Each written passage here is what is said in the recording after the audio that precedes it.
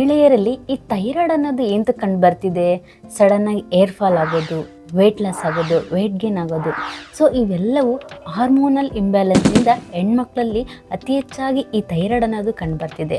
So ಹಾಗಾಗಿ ವೀಕ್ಷಕರೇ, ಈ ವಿಡಿಯೋದಲ್ಲಿ ಅದು ಏನಂತಕ್ಕೆ ಬರುತ್ತೆ, ಈ ಥೈರಾಯ್ಡ್ ಡಿಸೀಸ್ ಅಂತ ಅಂದರೆ ಏನು, ಸೊ ಯಾರ್ಯಾರಲ್ಲಿ ಬರುತ್ತೆ ಅತಿ ಹೆಚ್ಚಾಗಿ, ಅದು ಲಕ್ಷಣಗಳು ಬಂದಾಗ ನಾವು ಏನು ಮಾಡಬೇಕು, ಸೊ ಇದಕ್ಕೆ ಹೋಮ್ ರೆಮಿಡೀಸ್ ಏನಂತ ನಿಮಗೆ ತಿಳಿಸ್ಕೊಡ್ತೀನಿ ಬನ್ನಿ ಈ ವಿಡಿಯೋದಲ್ಲಿ. ಸೊ ಎಲ್ಲ ಈ ವಿಡಿಯೋನ ಸ್ಕಿಪ್ ಮಾಡಬೇಡಿ, ಫುಲ್ ನೋಡಿ ಆಯಿತಾ.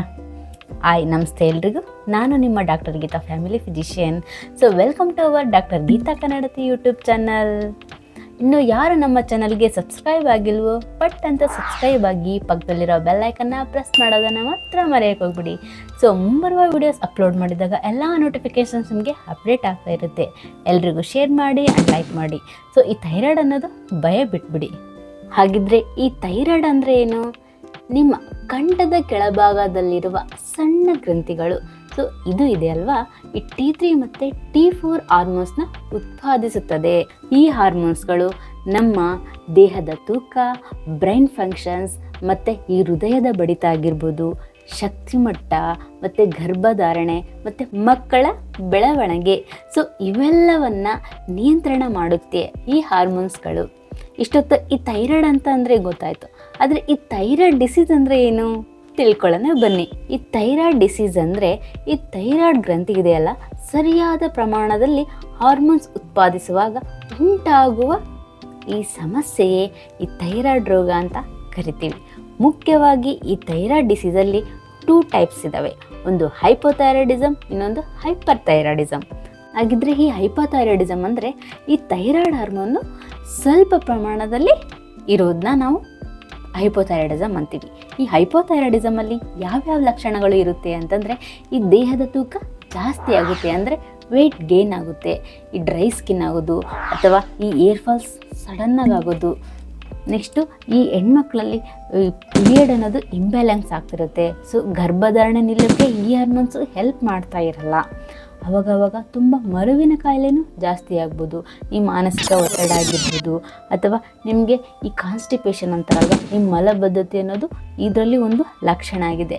ನೀವು ಸ್ವಲ್ಪ ಕೆಲಸ ಮಾಡಿರ್ತೀರ, ಆಲ್ರೆಡಿ ನಿಮಗೆ ಟಯರ್ಡ್ ಅನಿಸೋದು, ಹೋಗಿ ಮಲ್ಕೊಂಡ್ಬಿಡ್ಬೇಕಪ್ಪ ಅಂತ. ಸೊ ಇವೆಲ್ಲವೂ ಹೈಪೋಥೈರಾಯ್ಡ್ನ ಲಕ್ಷಣಗಳಾಗಿರುತ್ತೆ. ಹಾಗಿದ್ರೆ ಈ ಹೈಪರ್ ಥೈರಾಯ್ಡಿಸಮ್ ಅಂದರೆ ಏನು? ಸೊ ಅಲ್ಲೇ ಇದೆ ನೋಡಿ, ಹೈಪರ್ ಥೈರಾಯ್ಡಿಸಮ್ ಆ ವರ್ಡಲ್ಲೇ ಇದೆ. ಸೊ ಈ ಥೈರಾಯ್ಡ್ ಹಾರ್ಮೋನ್ ಅನ್ನೋದು ಹೆಚ್ಚಾಗಿ ಉತ್ಪಾದನೆ ಆಗೋದು, ಸೊ ಇದನ್ನ ನಾವು ಹೈಪರ್ ಥೈರಾಯ್ಡಿಸಮ್ ಅಂತೀವಿ. ಸೊ ಇದರಲ್ಲಿ ಯಾವ್ಯಾವ ಲಕ್ಷಣಗಳು ಬರುತ್ತೆ?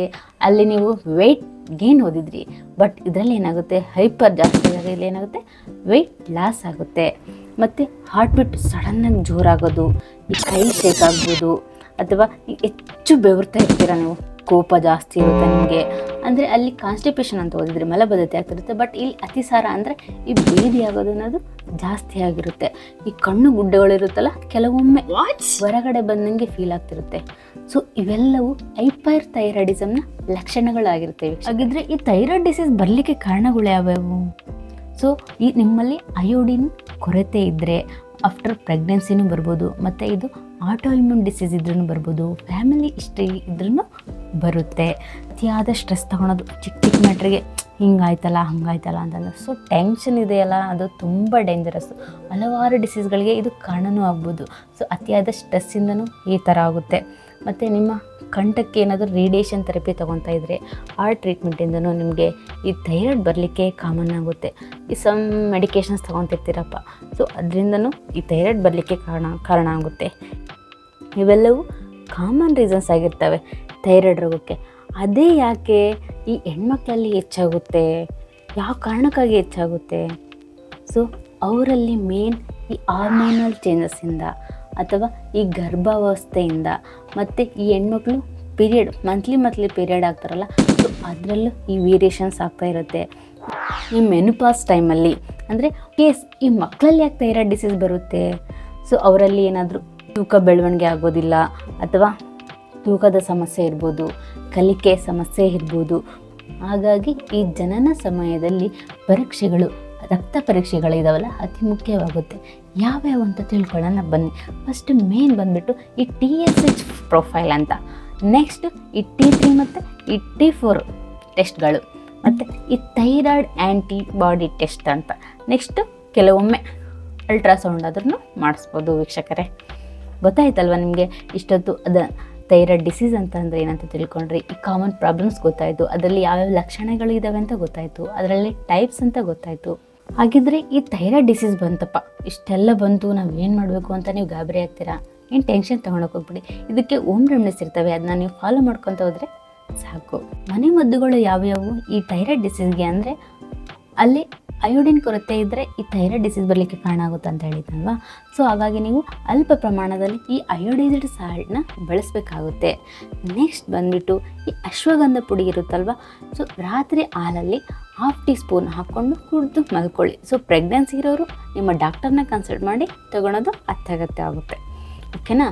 ನೆಕ್ಸ್ಟ್ ನೀವು ಸರಿಯಾದ ಸಮಯಕ್ಕೆ ಮಲ್ಕೊಬೇಕಾಗುತ್ತೆ. ನೀವು ಅಟ್ಲೀಸ್ಟ್ 8 ಅವರ್ಸ್ ಆದರೂ ಸ್ಲೀಪ್ ಮಾಡಬೇಕು ನೀವು. ಈ ಹಸಿರು ತರಕಾರಿಗಳು, ಈ ಮೆಂತ್ಯ ಸೊಪ್ಪಾಗಿರ್ಬೋದು, ಈ ಪಾಲಕ್ ಸೊಪ್ಪಾಗಿರ್ಬೋದು, ಅದನ್ನ ಬೇಯಿಸ್ಬಿಟ್ಟು ತಿನ್ನೋಕ್ಕೆ ಡೈಲಿ ನೀವು ಟ್ರೈ ಮಾಡಿ. ಸೊ ಎಲ್ಲ ನಿಮ್ಮಲ್ಲೇ ಇರುತ್ತೆ, ಎಲ್ಲ ನಿಮ್ಮಲ್ಲೇ ಮೆಡಿಸಿನ್ ಇರುತ್ತೆ, ಬಟ್ ನೀವು ಅದನ್ನ ತಗೊಳಲ್ಲ ಅಷ್ಟೇ. ಮೆಂತ್ಯ ಬೀಜ ಇರುತ್ತಲ್ವ, ಅದು ನೀರನ್ನು ನಿಲ್ಲಿಸ್ಬಿಟ್ಟು ಆ ನೀರನ್ನ ನೀವು ಕುಡಿಯೋದ್ರಿಂದ ಈ ಥೈರಾಯ್ಡ್ ಅನ್ನೋದು ಕಡಿಮೆ ಆಗಲಿಕ್ಕೆ ಹೆಲ್ಪ್ ಆಗುತ್ತೆ.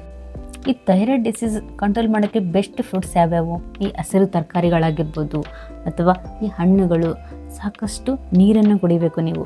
ಈ ಹಾಲಾಗಿರ್ಬೋದು, ಈ ಮೊಸರಾಗಿರ್ಬೋದು, ಮೊಟ್ಟೆಗಳನ್ನು ಅದನ್ನ ನೀವು ಡೈಲಿ ಸೇವನೆ ಮಾಡ್ತಾ ಇರಬೇಕು. ಈ ಜಂಕ್ ಫುಡ್ಸ್ನ ನೀವು ಮಸ್ಟ್ ಆ್ಯಂಡ್ ಶುಡ್ ಅವಾಯ್ಡ್ ಮಾಡಬೇಕಾಗುತ್ತೆ. ಅತಿಯಾದ ಸೋಯಾ ತಿನ್ನೋದಾಗಿರಲಿ ಅಥವಾ ಅತಿಯಾದ ಕೆಫಿನ್ ಕಂಟೆಂಟ್ ಆಗಿರಲಿ, ಅದೆಲ್ಲ ಅವಾಯ್ಡ್ ಮಾಡಿ. ಈ ಥೈರಾಯ್ಡ್ ಹಾರ್ಮೋನ್ ಅನ್ನೋದು ವೆರಿ ಡೇಂಜರಸ್. ಇದು ಒಂದಿಂದ ಒಂದು ಆರ್ಗನ್ನ ಕಿಲ್ ಮಾಡೋಕ್ಕೂ ನೋಡೋದಲ್ಲ. ಸೊ ಹಾಗಾಗ ನೀವು ಅಲರ್ಟ್ ಆಗ್ತಿರ್ಬೇಕು. ನಿಮ್ಮ ಬಾಡಿಯಲ್ಲಿ ಏನಾದರೂ ಚೇಂಜಸ್ ಕಾಣ್ತಪ್ಪ ಅಂತಂದರೆ ಲೈಕ್ ಡಾಕ್ಟರ್ ಹತ್ರ ಕನ್ಸಲ್ಟ್ ಮಾಡೋದನ್ನು ಮರೆಯೋಕ್ಕೆ ಹೋಗ್ಬೇಡಿ ಆಯಿತಾ. ಥೈರಾಯ್ಡ್ ಲೆವೆಲನ್ನು ನೀವು ನಿಯಂತ್ರಣದಲ್ಲಿ ಇಟ್ಕೊಳ್ಳೋಕ್ಕೆ ಈ ಲೈಫ್ ಸ್ಟೈಲ್ ಮಾಡಿಫಿಕೇಷನ್ಸ್, ಪ್ರತಿಯೊಂದು ಡಿಸೀಸಲ್ಲಿ ಇದು ಕಾಮನ್ ಇರುತ್ತೆ, ಬಟ್ ನೀವು ಅದನ್ನ ಅಳವಡಿಸ್ಕೊಬೇಕಾಗುತ್ತೆ. ನೀವು ಡೈಲಿ ಬೆಳಗ್ಗೆ ಎದ್ದು ಒಂದು 5 to 10 ಮಿನಿಟ್ಸ್ ಆದರೂ ಮೆಡಿಟೇಷನ್ ಮಾಡಿ, ಅಥವಾ ಅದರ ರಿಲೇಟೆಡ್ ಆಗಿರೋ ಯೋಗಾಸನ ಹೇಳ್ತೀನಿ ನಾನು ನಿಮಗೆ.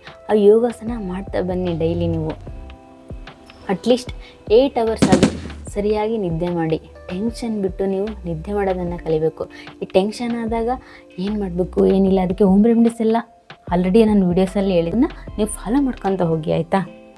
ಸೊ ಇನ್ ಕೇಸ್ ವೈದ್ಯರೇ ಸಲಹೆ ಮೇರೆಗೆ ಹೋಗಿರ್ತೀರ ನೀವು, ಅವ್ರು ಟ್ಯಾಬ್ಲೆಟ್ಸ್ ಕೊಟ್ಟಿರ್ತಾರೆ ಅಂತಂದರೆ ಅದನ್ನ ನೀವು ತೊಗೊಬೇಕಾಗುತ್ತೆ. In case radiation therapy something ಅದ್ರದ್ದು ಮುಂದಿನ ಏನಾದರೂ ಇತ್ತಂದರೆ ಅದನ್ನ ನೀವು ಮಾಡಿಸ್ಕೊಳ್ಳಿ, ಮರೆಯೋಕ್ಕೆ ಹೋಗ್ಬಿಡಿ ಆಯಿತಾ.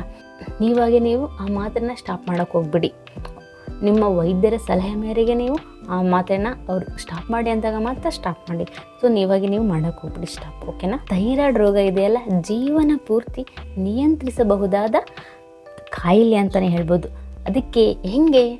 ಸರಿಯಾದ ಚಿಕಿತ್ಸೆ ಪ್ಲಸ್ ಆಹಾರ, ಈ ಜೀವನ ಶೈಲಿ ಇದ್ದರೆ = ಆರೋಗ್ಯಕರ ಜೀವನ. ಸೊ ಅದರಿಂದ ನೀವು ಟೆನ್ಷನ್ ತಗೊಳ್ಳೋ ಅವಶ್ಯಕತೆನೇ ಇರೋದಿಲ್ಲ ರೀ. ಓಕೆನಾ. ಇಷ್ಟೊತ್ತು ಹೇಳಿರೋ ಎಲ್ಲ ಲಕ್ಷಣಗಳು ನಿಮ್ಮಲ್ಲಿ ಏನಾದರೂ ಕಂಡು ಬರ್ತಾ ಇದ್ದರೆ ನಿಮ್ಮ ಡಾಕ್ಟರ್ ಹತ್ರ ಹೋಗಿ ಕನ್ಸಲ್ಟ್ ಆಗೋದನ್ನು ಮಾತ್ರ ಮರೆಯೋಕ್ಕೆ ಹೋಗ್ಬಿಡಿ. ಸೊ ಎಲ್ಲ ಹೇಳಿರೋ ರೆಮಿಡೀಸ್ನ ಫಾಲೋ ಮಾಡ್ಕೊತ ಹೋಗಿ. ನಿಮ್ಗೆ ಏನೇ ಡೌಟ್ಸ್ ಇದ್ದರೂ ನೀವು ಕಮೆಂಟ್ ಸೆಕ್ಷನಲ್ಲಿ ತಿಳಿಸಿ ಆಯಿತಾ. ಈ ವಿಡಿಯೋ ನಿಮಗೆ ಇಷ್ಟ ಆಗಿದ್ದಲ್ಲಿ ಎಲ್ರಿಗೂ ಲೈಕ್ ಆ್ಯಂಡ್ ಶೇರ್ ಮಾಡಿ. ಸೊ ಇನ್ನೂ ನಮ್ಮ ಚಾನಲ್ಗೆ ಯಾರು ಸಬ್ಸ್ಕ್ರೈಬ್ ಆಗಿಲ್ವೋ ಪಟ್ ಅಂತ ಸಬ್ಸ್ಕ್ರೈಬ್ ಆಗಿ, ಪಕ್ಕದಲ್ಲಿರೋ ಬೆಲ್ ಐಕನ್ನ ಪ್ರೆಸ್ ಮಾಡೋದನ್ನು ಮಾತ್ರ ಮರೆಯೋಕ್ಕೆ ಹೋಗ್ಬಿಡಿ.